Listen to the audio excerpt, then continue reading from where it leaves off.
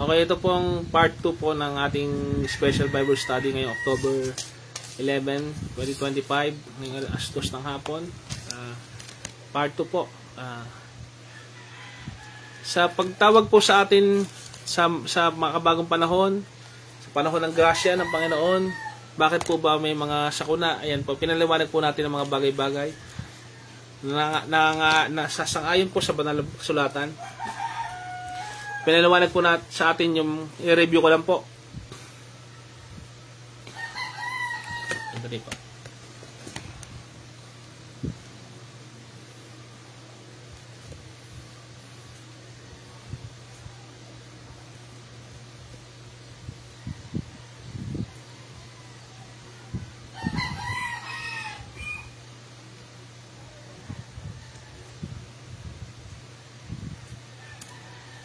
Re-review lang po natin para sa mga hindi pa nakasubaybay kanina.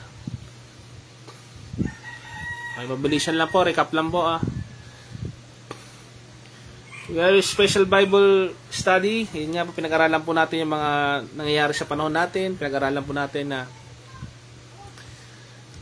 kung napapansin po natin na sa panahon natin ngayon, maraming tumatawag sa Panginoong Diyos kung panahon lang po ng mga pagsubok, panahon lamang po ng mga sakuna. Ayan.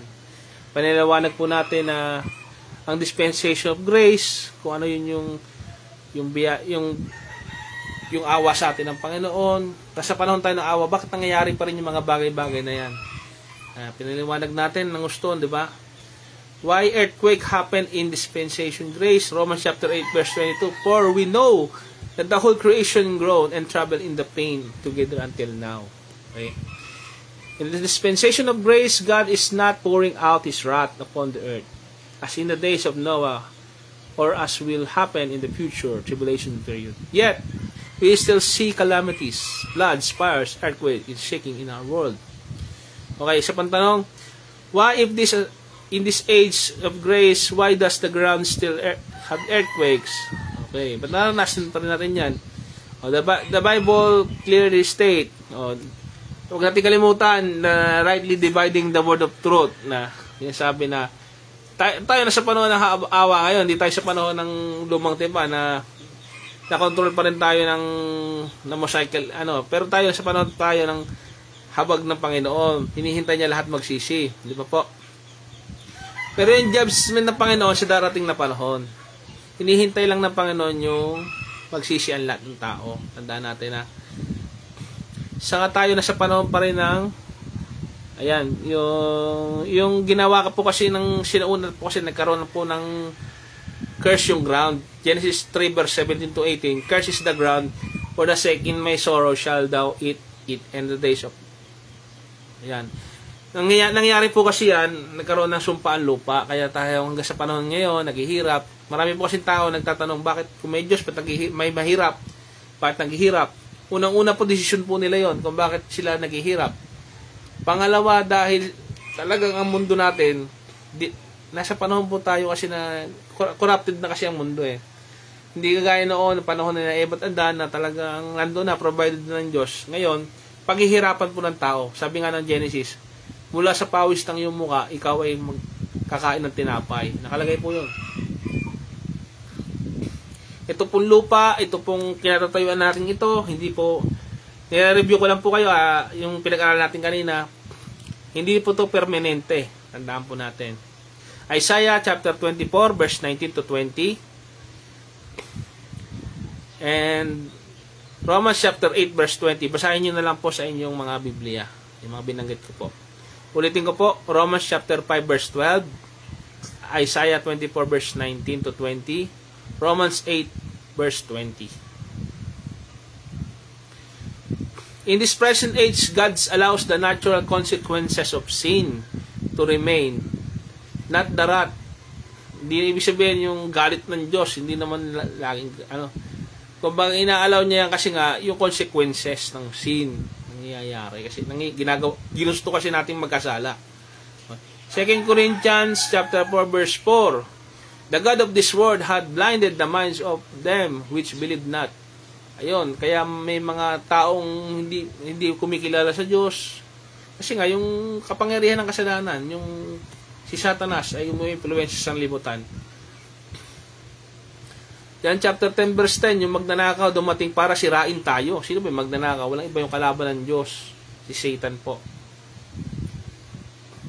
Mababasa po natin sa Book of Job, Job chapter 1, verse 12, na hindi makakagawa ang masama, hindi makakagawa yung si Satanas kung hindi pinahintulutan. Satan acts only within God's permission will, as seen in Job's suffering. Basahin po natin sa aklat ni Job. Job chapter 1 verse 12. Mababasa po natin yon. Romans 8 verse 22. The whole creation groaned and troubled sin in pain together until now. Hanggang ngayon. Kung anong naranasan ng mga mananampalataya noon, hanggang ngayon, naghihirap pa rin ng mga mananampalataya dahil sa persecution na yan. At kasi yung sanlibot, hindi rin talaga perpekto ang mundong ito. Talagang may ayaw sa Diyos. Mayroong may gusto sa Diyos. Kasi yung mga humahanap sa Kanya. Pero lahat yan, tandaan natin, pag dumating na yung talagang ang Diyos ay mag-judgment niya na, may consequences yon. Yung pumili sa Diyos, pumili sa hindi sa Diyos, yan. Kaya kailangan tayo sangayon sa 2 Peter chapter 3 verse 10. Ayan. Yung pagpapatuloy natin. Pagpapatuloy natin hanggang sa ngayon ng pananampalataya natin. Kasi may hinihintay po tayong reward eh. Ano po ba yon? Yung heaven, yung gantimpala ng langit. O yung tinatawag na kaligtasan. Yan. Ano po ba mangyayari sa hinaharap? Magkakaroon ng new heaven and new earth. Kung maalala natin, panahon ni Noah, nagkaroon ng malawakang baha o yung flood. Pero sa panahon natin ngayon, na darating, wag naman sana nating abutin, nagugunawin ng mundo nga, wag naman dito pananakot, nakasad po ito sa banal na kasulatan. Pero, kung mananampalataya ka, hindi ka dapat matakot sapagkat tayo may pananampalataya sa Panginoon Jesus, tayo iligtas niya. Yung sa pamamagitan na po ng apoy, gugunawin na po ang mundo. Sa darating na panahon pa po yun ha, pero hindi natin malalaman, wala makapagsasabi ng oras na yun. Ang inaano sa atin ng Panginoon, maghanda ka, manatili kang tapat sa Diyos, mabuhay ka sa panahon ngayon na may takot at pananampalataya sa Kanya. So, gawin mo ang kalooban ng Diyos. Yun ang hinihingi sa atin. Okay. Meron bang konsekwensya ang kasalanan? Siyempre, Romans chapter 6 verse 23, for the wages of sin is death, kamatayan. Mahihiwalay tayo sa Diyos. Mahihiwalay po tayo. The origin of disorder, Genesis chapter 3 verse 19. Dati tayo perfect, may harmonious relationship sa kapwa-tao, sa Diyos. Ngayon, hiwalay na po. Nagkaroon po ng hindi ka ngayon marunong makipagkapwa-tao na maayos, hindi ka ngayon marunong tumawag sa Diyos, dahil nga gumawa tayo ng mali. Yun ang epekto po nun. Yung pagsuway po natin sa Romans chapter 8 verse 20, nawalan tayo ng credibility dahil sa kasalanan na yan. Kaya kailangan po natin magbago. Hinihingi po sa atin yung pagbabago. Ang loob, panlabas, pagbabago po na nakikita dahil pinili natin si Kristo. Ang makakapagbago lang po sa atin, makaka-restore sa atin, walang iba kundi yung pananampalataya natin kay Kristo. Pag tinanggap natin si Kristo, ang anak ng Diyos na buhay, siya rin po yung mag-create ng bagong puso sa atin, ng bagong buhay sa atin. Nililikha po kasi ng Diyos yan sa atin. Tayo po kasi makasalanan talaga, pero babaguhin ng Diyos yung buhay natin.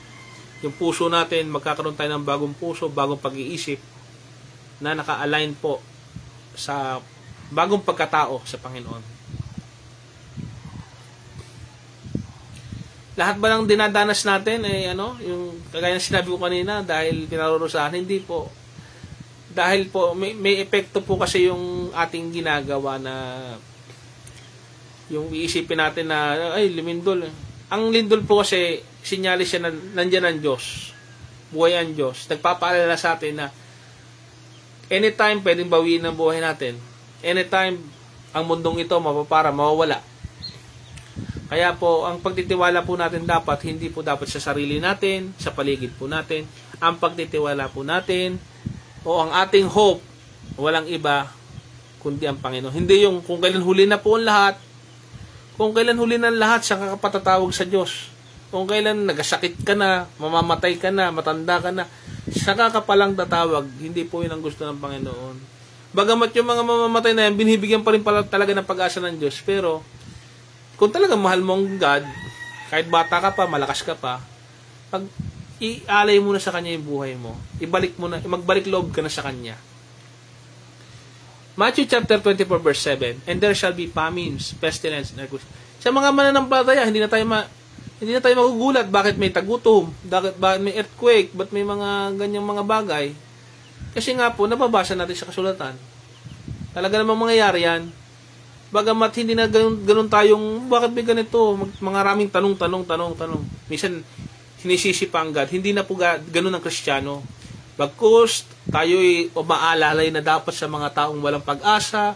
Tayo dapat yung mga magpapaalala sa kanila na may Diyos. Tayo, kung tayo may kakayanan, tumutulong tayo. Bilang iglesia, bilang individual, comfort po natin sila. Para makilala nila din, para sila man makakilala din sa Lord.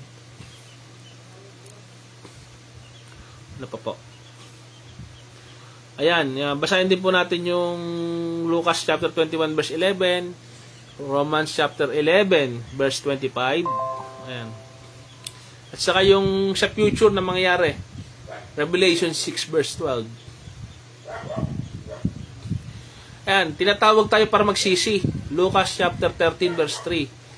Except ye repent, ye shall all likewise perish. Malibang magsisi ka. At diyan po tayo nakat kanina na sa part 1, na sinabi natin na maliban na ikaw ay magsisi, totoong magsisi sa iyong mga kasalanan, maliban na tayo totoo na buong puso't isipan na magbalik loob sa Kanya, layuan natin yung ayaw ng Diyos, hindi natin makakamtan yung mga pangako niya na kapayapaan ng puso. Totoo naman yun pag hindi ka sa Diyos, magulo isip mo, talagang nagugulo yung mehanan ng tao, walang direksyon. Pero pag sa Diyos ka, talagang ang hangad mo, talagang malalayo ka sa kapahamakan, talagang maginhawa ang buhay talaga ng isang tao.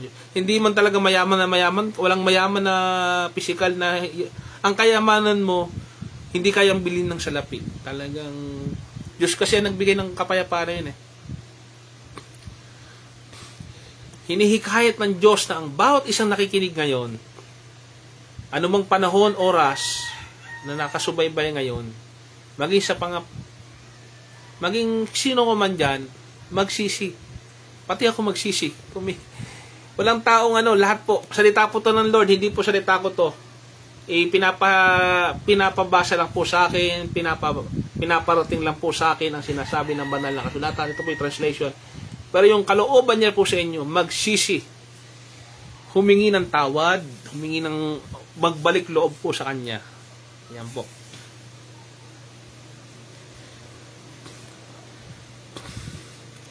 Binigyan na nga, yung mga yan, warning lang po yan warning. Pero kung talagang mawawala tayo sa mundong ibabaw na ito, pag talagang ginusto ng Diyos, sa maisipan niya na mawala tayong lahat, kaya-kaya ng Lord. Kasi sa Diyos pero, tayo naririto pa, tayo buhay. Ibig sabihin, mahal tayo ng Diyos. Binibigyan niya tayo ng pagkakataon na magsisi tayo, magbalik loob. At lagi nating mahalin siya, magbalik loob tayo sa Kanya. Pag nakakita tayo ng mga kalamidad na ganyan, bagyo, pagkakataon niya para gumawa ng mabuti, tulungan natin sila kung kaya natin. O kaya nga tayo nagsisikap sa buhay, kasama na po yung paghihirap sa buhay. Wala pong madali sa mundong ibabaw na ito. Kung gusto natin maging maayos na, madali na, yung perfect na, sa darating ng panahon yun, manampalataya lang po tayo sa Panginoong Hesus. Ang Diyos talagang palaging hinihintay tayo magsisi. Napakabait ng Diyos. Siya yung mas mabait pa, mas mahal. Walang kasing, ang tanging mabait lang sa mundo, Diyos. Huwag tayo magsadong sa kapwa natin na bait-baitan o Kasi tao lang din yan. O kaya yung sabihin natin, ang bahay ko matibay kasi yari ito sa ganito. Gumastos ako, umutang ako ng malaki para sa bahay kong ito. Ngayon pag ang Diyos niyanig ang lupa, di ba? Para saan ang pinaghirapan mo? Nag-abroad ako. O, pagmamalaki ng isang tao na nag-ibang bayan ako para pagdating sa Pinas, ganun. Ang tingin sa ibang kababayan, maliit, sadip na tulungan. Di ba? Dapat tayo, lahat mga Pilipino, mga kababayan, magtutulungan. Hindi po tayo sabihin na perfecto ko, ikaw hindi. Hindi po ganoon. Ang kalooban ng Panginoong Diyos sa atin, ang Diyos ang kayang bumago ng buhay ng tao. Ang Diyos po may kakaya ng bumago niyan, hindi po tayo. Maging ako, hindi ko po kayo kayang baguhin. Sarili ko, hindi ko kayang baguhin. Ang Diyos po ang siyang makapangyayari. Ang magbabago ng buhay, yung sinasabi ko po ngayon, yung Biblia po, kung walang kapangyarihan ng Diyos, hindi po talaga kayo mababago. Tanging ang Diyos lang po ang may kapangyarihan sa buhay po natin. Kailangan lang po participation natin, tanggapin natin. Tanggapin po natin sa ating mga buhay. Huwag na po nating hintayin parusahan pa tayo, di ba po? Napakasakit po pag pinarusahan tayo ng Diyos. Pero yun, nangangahulugan ding mahal din tayo ng Diyos, di ba po? Basahin natin sa ito po kaligtasan ang pangako ng 1 Corinthians chapter 15. 1 Corinthians chapter 15 verse 1 to 4.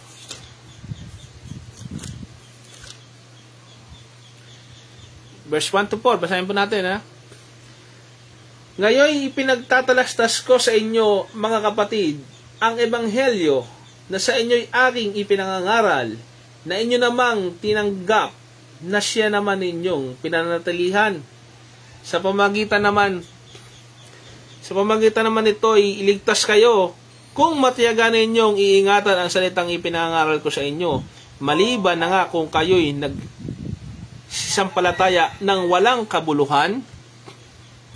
Verse 3, sapagkat ibinigay ko sa inyo una sa lahat ang akin namang tinanggap na si Kristo ay namatay dahil sa ating mga kasalanan ayon sa mga kasulatan. Namatay po ang Kristo para sa atin.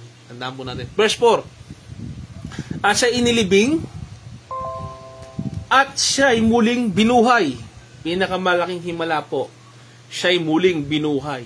Sa lahat po ng himala, yung pagkabuhay na maguli ang pinakadakilang bagay na nangyari po. Walang propeta, walang ordinaryong propeta ng Diyos na kung siya'y propeta lang na nabuhay sa mga patay, wala pa pong gumawa ng gano'n, bubuhay ng patay.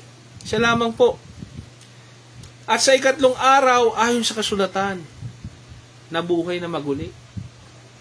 Sino kayang tao sa panahon ng atin ngayon, o nagpapakilalang propeta siya, o kahit ng lumang panahon, magsasabing bubuhayin ng patay, kayang bubuhay ng patay. Walang iba po ang makagagawa nun ang bubuhay ng patay, kundi ang Diyos. Kasi siya rin po ang nagbigay ng buhay. Yan po ang pinakamalaking himala. Sino kaya pinakamagaling na siyentista ang bubuhay ng patay ngayon? Hanga po ko doon kung magagawa po ng isang siyentista yon o makabagong... Pero may makagawa nun, hindi na to tao yon kundi robot. Hindi na normal na tao. Pero ang ginawa ng Panginoon, tayo himala ng Diyos, nabubuhay tayo, nagsasalita tayo. Kaya ang papuri, parangal, talagang dapat sa Kanya. Kung tayo nabubuhay, dapat nilalaan lamang po natin sa Kanya. Kaya po kagaya ng sinabi ko, ngayon ang panahon ng kaligtasan, ngayon ang panahon ng pagliligtas, kung nasaan ka man daw ngayon, ang kaligtasan ay inaanyayahan ka ng Diyos. Tanggapin mo si Kristo, Jesus, sa iyong buhay. Tanggapin mo ang ginawa niya para sa iyo. Siya'y namatay, siya'y nilibing, at siya'y muling binuhay ng Diyos. Nabuhay na maguli sa ikatlong araw. Ang gaya noon, kinakailangan mong bautismuhan. Kung sinasampalatayanan mo ang Panginoong Hesus, kung tinatanggap mo ang katotohanan yan, at gusto mo nang lumakad sa buhay niya, ikaw ay pabautismo. Inahiyayahan kita na ikaw ay bautismuhan sa ngalan ng Ama ng Espiritu Santo. Tanggapin mo siya, at tayong magkakasama ay lalakad sa buhay na may pangako ang Diyos. Yung po yung tinatawag na buhay na walang hanggan. Kinakailangan mo lang tanggapin si Kristo, tanggapin ang Kanyang ginawa para sa iyo, hindi sa pamagitan mo o pamagitan ko ang kaligtasan. Sa pamamagitan din niya, siya'y namatay, inilibing, at sa ikatlong araw ay muling nabuhay. Kung gagawin mo yan, kapalad ka kapatid, kung manatili ka hanggang wakas, ikaw ay Kristiyano, ikaw ay magkakamit ng buhay na pinangako. Yung naranasan mo noon na buhay na wala sa Diyos, ito na ngayon. Yung sinasabi nilang life begins at, yung kung may edad man kayo dyan, yung age begins at 40. Ang totoo pong life begins is when you are born again. When you know Christ. When God changed your heart. Yan po ang inihikayat ko pa mamanonood na kilalanin nyo rin po ang Panginoon. Hindi po relihiyon. Sa word na relihigare. Pagbabalik loob ng mga tao sa Diyos, hindi po pamagitan lamang ng relihiyon. Bagamat may totoong relihiyon, sinasabi ng James, ang mabuting relihiyon ay tumutulong sa mahihirap. Ang tinutukoy ko po sa inyo ay ang pagkakilala at pagtanggap sa Panginoon. Panginoong Jesucristo, walang iba kundi ang anak ng Diyos. Yan po ang pinakamalaga, ang salvation po. Hindi yung limaligtas tayo sa kapaha, sa physical na lindol or ano, kundi yung sa buhay na walang hanggan. Makamit po natin yun. Napakahalaga pong mensahe po ang na-share ko po sa inyo, ang Ebanghelyo ng Panginoon. Nawa po ay, kung napakinggan niyo po yan, you are free to contact me. You are free to communicate with me. Handa po akong alalayan kayo at pag-aaralan po natin ang salita ng Diyos. Tayo po ilalakad sa Panginoon Diyos. Kayo po ipabautismohan sa ngalan ng Ama, Anak, Espiritu Santo. At tayo po ay magbabagong buhay. Tayo po ilalakad sa biyaya at awa ng Panginoon Diyos. Tandaan po natin, sa biyaya at awa ng Panginoon Diyos, hindi dahil sa ating mga sariling kakayanan. Para makatakas tayo, makawala tayo sa pagkakabihag. Ano po ba yung pagkakabihag? Yung po yung kapahamakan. Yung po yung kasalanan. Anong kakamtan natin? Buhay na walang hanggan kasama si Kristo Jesus. Buhay na kasiyasiya kasama ang Panginoon Jesus. Kung tayo may makasalanan, nagkakasala naman talaga ang tao, pero pag ikaw sa Panginoon, magkasala ka man, hindi mo na muling babalikan ito at patuloy tayong mabubuhay. Mabubuhay, gagawa pa rin ng Panginoon ng paraan upang ikaw'y mabago. Wala naman pong instant eh. Sabi mo, pag tinanggap mo, yan po ay lifetime commitment. Pag tinanggap mo ang Panginoon hanggang kamatayan, hanggang sa kabilang buhay, ikaw ay dapat kakitaan ng bunga. Yan po yung fruit of the Holy Spirit na tinatawag. Okay po. Ano po yung mga expectation natin? Titus chapter 2 verse 13, looking for the blessed hope and the glorious appearing of the great God and our Savior, Jesus Christ. Siya lamang po ang pag-asa natin. Jesus Christ. Yung anak ng Diyos. Tayo po'y maghintay. Romans chapter 8 verse 25. Our hope is not earthly stability. Our stability is in heaven, in His gloriousness. Ang ating pong hinihintay yung langit, yung bagong langit, bagong lupa. Gugunawin po talaga itong mundong ito. Eh, sino ba makaliligtas kahit sino, yung ibang mayayaman dyan? Sorry ha. Yung ibang mayayaman dyan gumagastos ng napakalalaki para lang maproteksyonan ng sarili. Parang animoy alam nila rin. Yung mga mayayaman po, mga trilyonaryo dyan, bilyonaryo, parang alam din nila yung sinasabi ng Bible na gugunawin din talaga ang mundo. Alam din nila eh. Pero, bagamat may parang demonyo nga na sinasabi ng Biblia na alam man nila, hindi sila sumusunod. Eh, sino ba makaliligtas sa pagwawasak ng Diyos sa sarili niyang nilikha pag ginusto niya? Di ba po? Kaya po ang ating hope, hindi yung gagawin na lang natin yung gusto natin gawin, yung sabi ng kasabihan. Matagal na po yun. Ancient times pa yun. Sinasabi na, gawin na natin lahat. Magpakasaya tayo, magpakasama tayo. Hindi po yun. Ang gawin po natin, siguraduhin po natin na nasa Panginoong Jesus tayo. Siguraduhin natin na tayo na may buhay na walang hanggan sa langit. Ano po yun? Kilalanin natin. Kilalanin natin si Jesus ng Nazaret. Na pinako ng mga Romano sa krus. At nabuhay na maguli. Siya po ang dapat na makilala natin. Okay? We watch persistently. Basahin natin yung 1 Thessalonians chapter 4, 16 to 17. 1 Thessalonians chapter 4, 16 to 17. Sapagkat ang Panginoon din ang babang mula sa langit, na may isang sigaw ng tinig, na may tinig ng arkanghel at may ng Diyos. At ang mga nangamatay kay Kristo ay unang mga babuhay na maguli. Mabubuhay po ang mga patay. Bubuhayin po tayo. Yan po yung isa sa mga hiwaga ng Ebanghelyo. Bubuhay po ang mga patay. Mabutit masama, bubuhayin. Para ano po? Para hatulan. Verse 17, basahin po natin. Kung magkagay tayong nangabubuhay, na nangatitira ay aagawing kasama nila sa mga alapaap upang salubungin ang Panginoon sa hangin. At sa ganyo'y, sa Panginoon tayo magpakailanman. Darating po yung araw na pandaragit. Yung panahon na tayo'y kukunin ng Panginoon para iligtas tayo. Kung tayo mga mananampalataya na, yun po yung ating pakabantayan. Tayo ba'y nasa pananampalataya pa? Tayo ba'y nagbabasa pa rin ng banal na kasulatan? Tayo ba'y masaya pa rin sa Panginoon? Baka ginagawa natin ito dahil napipilitan na lamang. Pero kung ang puso natin minamahal natin ng Panginoon, tunay tayong mananampalataya. Yan po ang mangyayari sa atin. Kukunin po tayo ng Panginoon mula sa mundong ito. At ang puot ng Diyos na darating ay hindi natin maranasan. Ibababa po ang puot ng Diyos sa mundong ito. Kaya po inihikahin ko po kayo, nawa hindi lamang po, hindi ko po sinasabing ako lamang po, pero nawa tayong lahat po na nakikinig po diyan. Tayo pong lahat na nakikinig sa mampanig ng mundo, na naabot ng live na ito, ay maunawaan ang sinasabi ko po. Nawa ang banal na Espiritu ay gamitin po ang programang ito upang kayo man ay maligtas. Hindi po hangad ng Diyos na ang iba po ay mapahamak. John chapter 3 verse 16. For God so loved the world that He gave His only begotten Son. Whosoever believes in Him shall not perish, but have an everlasting life. Napaka-perfecto po ang pagmamahal ng Diyos. Hindi niya hangad. Ang lahat ay mapahamak. Lahat hinihintay niya na magsisi. Hanggang kauli-uli ang hininga natin, hinihintay niya tayo na magsisi ka anak sa iyong mga nagagawang pagsalangsang.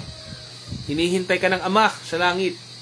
Kagaya ni Kristong panganay natin, na siya ang ulo ng iglesia, na siya ang kapahayagan ng pagka-Diyos. Ipinakilala niya ang nag-iisang anak na si Kristo, na mababasa natin sa Book of John. Darating na ang Panginoon, malapit na. Malapit na po. It is at hand, darating na ang Panginoon. Kailangan nating sumamba sa Kanya, sampalatayanan sa Philippians chapter